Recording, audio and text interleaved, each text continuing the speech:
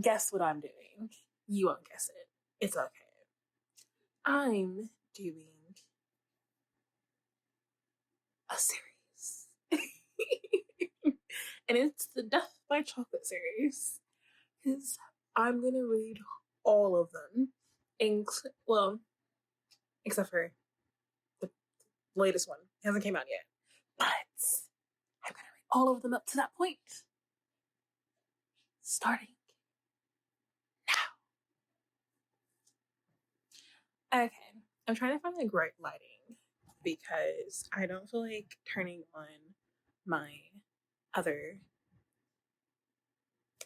whatever it is light. There it is, the light. So I'm reading right now Death by Chocolate Cherry Cheesecake. And I'm on the third chapter. And I can already tell you, I think I know who the killer is. Like, I'm 50% on it right now. We'll see as like the time goes on, because it's just the third page. Not the third page, the third chapter. But I think I know who it is, and yeah. But so let me just get into what this is. So Death by Chocolate is a murder mystery series. It's basically about these two women who own a chocolate shop, and they always seem to get into events that have a murder just happenstance to be near them, and they try to solve the murder. So, in the Death by Chocolate Cherry Cheesecake, wow, we have, this is like their opening. Not opening, well, they've already opened, but they're like a new business in town. And one of the people who has money and who does not like them at all ends up killed and found in their chocolate bowl thing. Like where they make huge vats of chocolate, that's where he ends up being. And so, kind of being a suspect is the co-owner, because everyone in town knows that she and him have like a vital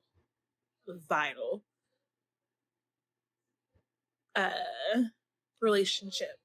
And also, she's the last person to say she was with him. But she says, he yelled at me.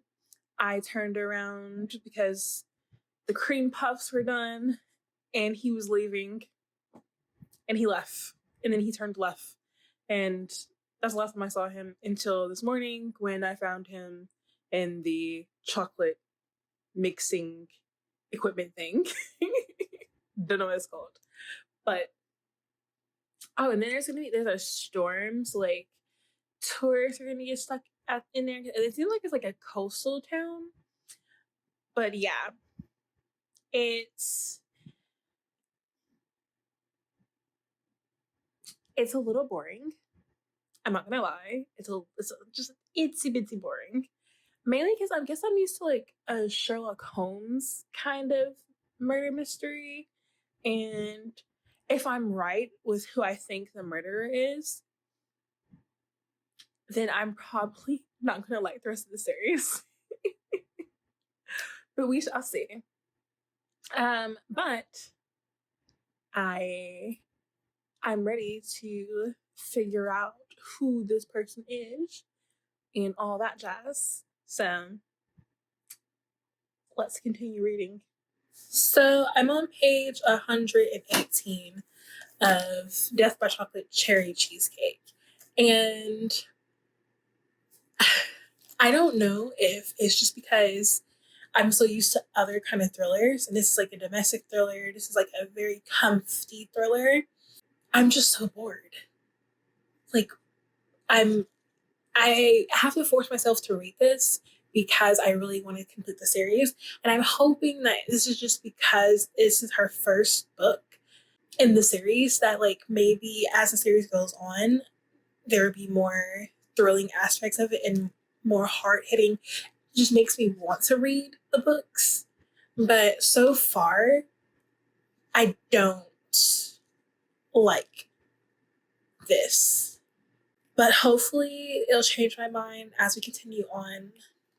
But as of right now, this is just kind of boring. So I'm on page 190. No, not 190. I'm actually on page 200, I think now. I was on 90 last night. 200. I'm on page 200, and I think I'm right about who the murderer is. I think they have an accomplice, though. So there is that. But on the trail, I have 88 pages left. So I'm trying to finish this as soon as possible. And I will say that I'm bored. Super bored. So that's why it's taking me so long to finish this. But I am going to finish the other 3 books. I'm just going to make dedicated videos for them and not do one full video because of how challenging it is to read this. So yes, let's continue reading. So I just finished it and I was right.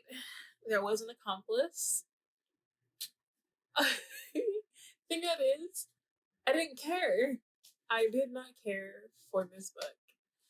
I'm hoping, like I said, that the second book would be much more thrilling and have a great plot to it.